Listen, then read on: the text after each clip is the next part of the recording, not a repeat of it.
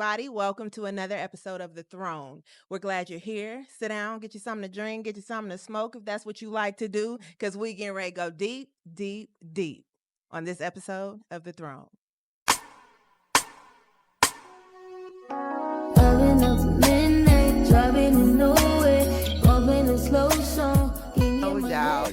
But I'm so glad that I did learn some new things and new Yeah. communication skills and new approaches and everything like that, and get out of that motive zone. You know what I'm saying? The negative motive zone, because motives are not necessarily bad. You know what I'm saying? Because you can have a motive inside of your dream and your vision. So therefore, that negative motive. You know, so everything that I'm doing does not have a motive, a negative intention or whatever, a motive behind it. You know, and that's the work that Red was talking about earlier in the show. You know, it takes work to get to that point, and one of the first point you have to get with is being comfortable with your damn self. You can't do nothing else until you do that. Hear Period. us That's the clearly. first Get step. you together. Please Yes. don't tell me nothing For until real. you together. Then Exactly. after that, And we all after need that, you to can be put exude together. everything that you have out to the public or who's ever in your they'll see it. They'll see it Yeah. because your feet is moving differently. Because You if know it's what I'm saying? authentic and it's true, it's undeniable. Yeah, You don't it's got. right. You don't have to tell me that you see it. I know It's you right. see it. It's out loud. I would feel when I realized I had a voice. You know what? I've always been an athlete and a cold one at that. And when I say a Okay, cold one, like period. I'm playing basketball, volleyball, track, and I'm like top in those sports. Like I was all district basketball. I went and played at Paris. So I always felt like that was my voice, right? Because like you were saying too, growing up, like we were taught to hush and don't say nothing and don't do that and da-da-da and da-da-da. So you really didn't have a voice, right?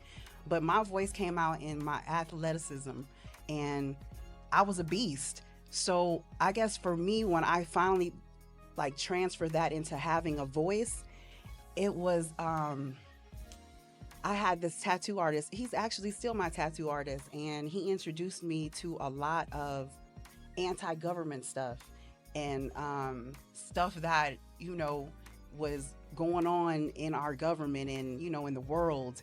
And when he gave me that information, he gave me like 15 CDs that day or 20.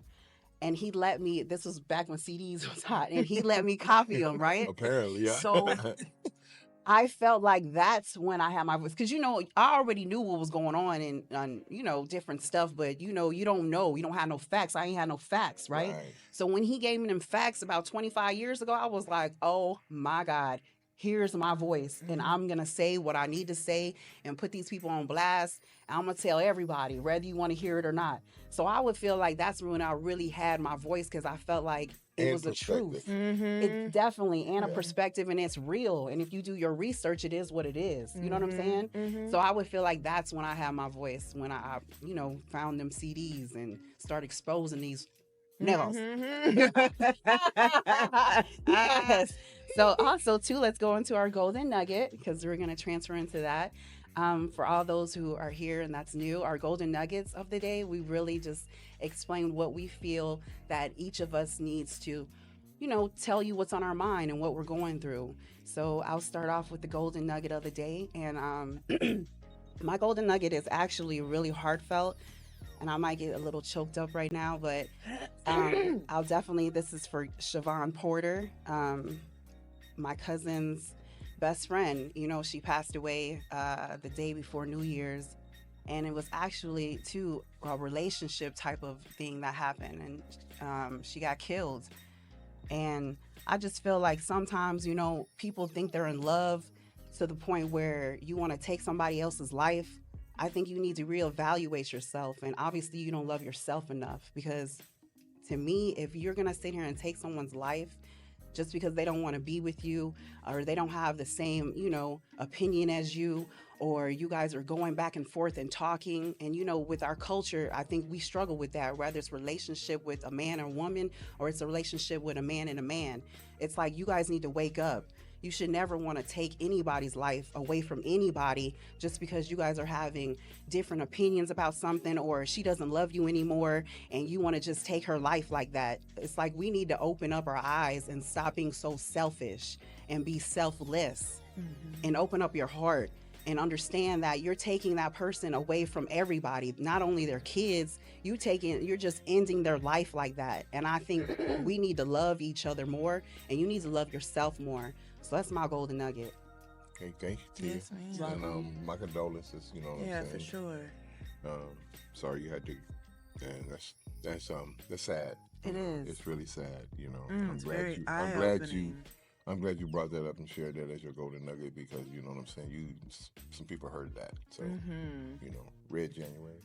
I didn't even know what my golden nugget was going to be, but I guess I'm just going to expound on what you just said, because it's something that we don't talk enough about, you know, and these types of things happen in our community, and we're in an uproar for 3 days, and by day 6 we've moved on to the next tragedy. And you know, effective change really has to begin with us. And the dynamic that Tia was speaking about, you know, matters of the heart are not to be played with. Matters of the heart are not to be played with. And these things that we talk about on this show every week, these relationship dynamics, they all start with us. The types of dynamics and relationships that we have with other people, use yourself as practice. Because how you want to feel, how you want to be loved, how you want to be championed, cared for, shown up for, you can't expect for other people to do that for you when you don't do that for yourself. You teach people how to treat you by how you treat you, by what you allow them to do, by how that you allow them to treat you, by how you show up in the world. People are watching how you treat you. So don't get mad at me when I'm treating you like you treat you. So with that said, matters of the heart are really not to be played with. And we have to be very serious about how we share our energy and our love, and with whom we share that with.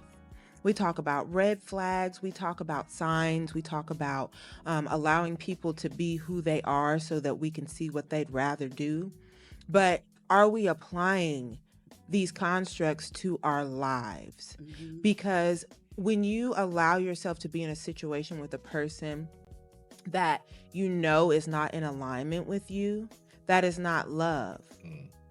But it is very, very hard for us to make the decision to choose ourselves first, to pick up our feet and run away from the circumstances and relationships that do not serve us, because we're comfortable.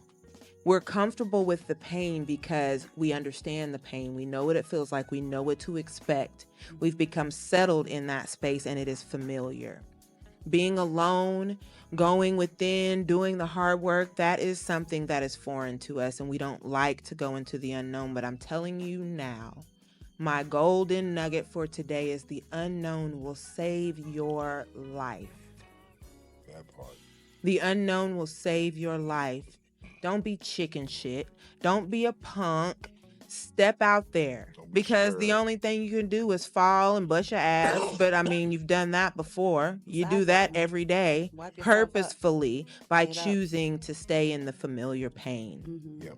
So Be brave and step into the unknown, because God is going to be there to catch you every step of the way. The unknown is where your truth is. The unknown is where your success is. The unknown is where you will find yourself. Don't be afraid of the unknown. thank you, Red. Don't be scared. You know, she said some truth right there. You know, and that was beautiful, beautifully put. Thank you for listening in all over the world. We want to thank everybody. I want to thank the team, man. It's just for showing up, you know what I'm saying, and keeping this going. You know, you want to shout out to Jay Weaver, you know what I'm saying, sitting up rehabbing that knee. You know, I went up there and kicked it with it for a little bit. Soon. Slide there next week or something, see him. And Executive.